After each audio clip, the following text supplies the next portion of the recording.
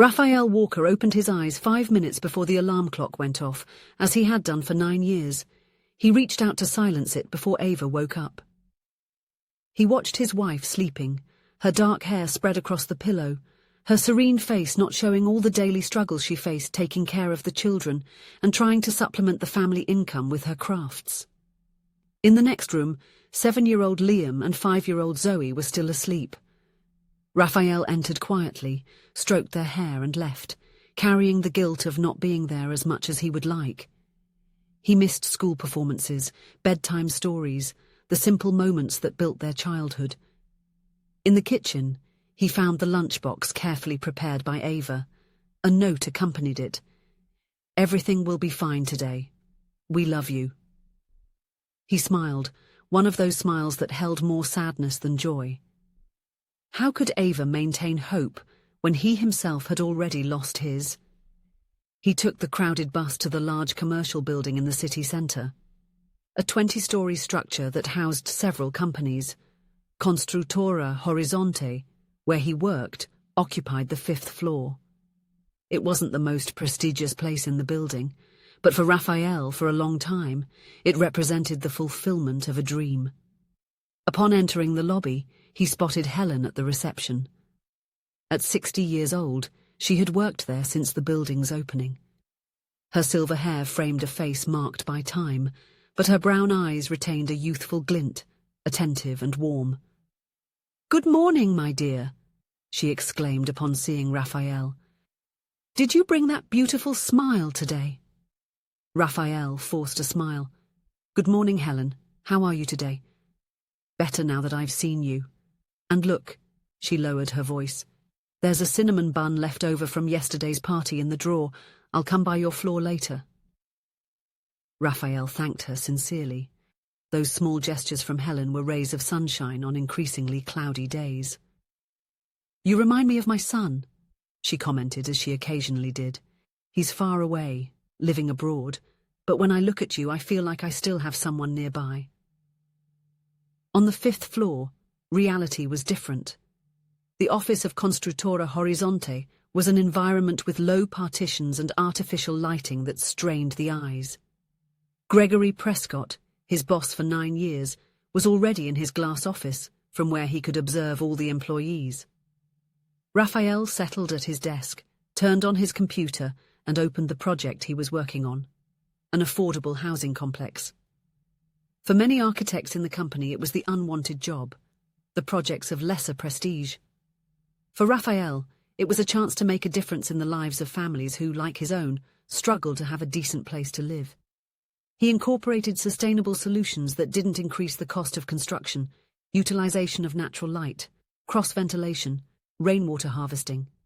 Small details that transformed houses into homes, saving resources for those who needed them most. "Walker," Gregory's authoritative voice interrupted his thoughts. "Are those adjustments to the Primavera project ready? The client has called 3 times since yesterday." "I'm finishing them, sir. I had to redo some structural calculations." Gregory rolled his eyes. "Less perfectionism and more productivity, Walker. On my desk by noon." Raphael watched the boss walk away. When he started at the company, Gregory seemed to value his commitment. Over time, everything boiled down to deadlines and numbers. The architect took a deep breath and returned to work, ignoring the back pain that worsened every day. At noon, he left the project on Gregory's desk and went to the pantry to heat his lunch. While eating alone, he mentally reviewed the list of outstanding bills. Liam's school supplies, the refrigerator repair, Zoe's asthma medication. The salary barely covered the basics. He was almost finished when Gregory entered the pantry. The stern expression and tense posture made Raphael swallow hard. "Do you think I've eaten today?" Gregory said without introduction. "I'm here fixing the mess you created with the client. The budget went over and they're furious." "But sir, I followed the specifications exactly as—" "Enough," Gregory interrupted him. "I've had it up to here. You can take your things. Your project is going to someone else." Raphael blinked, confused. "Are you taking me off the project or—" I'm firing you, Walker. 9 years and you still haven't understood how this business works. HR is already preparing your paperwork. Leave by the end of the day. Gregory left without waiting for a response, leaving Raphael paralyzed, fork suspended in the air. The world around seemed to slow down. 9 years. 9 years of unpaid overtime, missed birthday parties, promises of promotions never fulfilled. At what point did he allow himself to be treated like this? He stood there, motionless. A feeling of humiliation ran through him like a shiver. It was as if invisible chains were breaking all at once, but the relief didn't come. Only emptiness. Slowly, Raphael packed his lunchbox and headed to his desk. Colleagues watched him discreetly, some with pity, others relieved it wasn't them. In silence, he packed his personal belongings. A picture frame with a family photo, a small cactus that Zoe had given him on Father's Day, a few architecture books. In HR, he mechanically signed the termination documents.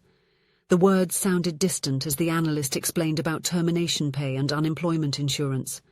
All Raphael could think about was how he would face Ava that night, how he would tell the children that their father had failed. He went down the glass-walled elevator, feeling as transparent as the glass surrounding him. In the lobby, he tried to pass discreetly, but Helen's watchful eyes caught him immediately. "Raphael, leaving early today?" She got up from the counter, approaching with obvious concern. When she noticed his red eyes, her expression changed. "Is everything okay, my son? Did something happen to Ava? To the boys?" He took a deep breath, trying to hold back his emotions. "No. I was fired." Helen was silent for a few seconds, indignation rising on her gentle face. "How come? You've always given your best.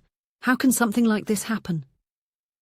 Without waiting for a response, she went to her desk and opened the bottom drawer, rummaging through papers until she found a small paper box. She hurried back, glancing around to make sure no one was watching them. "This here. I kept it for you.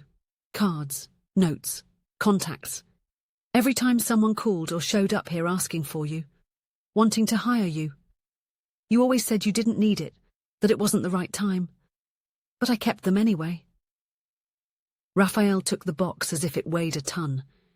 He opened it slowly, revealing dozens of business cards, papers with company names, notes with phone numbers. He recognized some names, renowned architects, prestigious construction companies, even an international NGO working with social housing. "How? Why did I never know about this?" he murmured, confused. "I always told you, my son. Remember, there are people looking for you."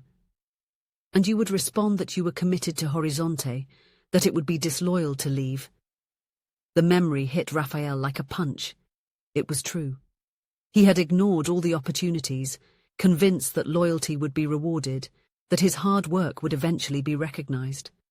He realized how he had allowed himself to be trapped by fear, by the false sense of security that kept him stuck in a toxic job.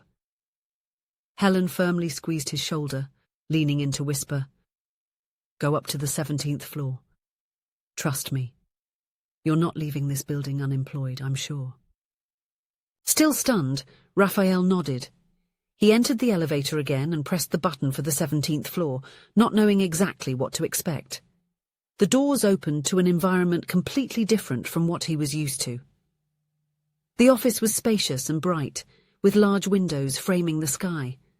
Lush plants occupied strategic corners, and the walls displayed bold architectural projects and photos of sustainable buildings. At the reception, a young woman with round glasses smiled when she saw him. "Can I help you?" "Hi, I'm here to drop off my resume. My name is Raphael."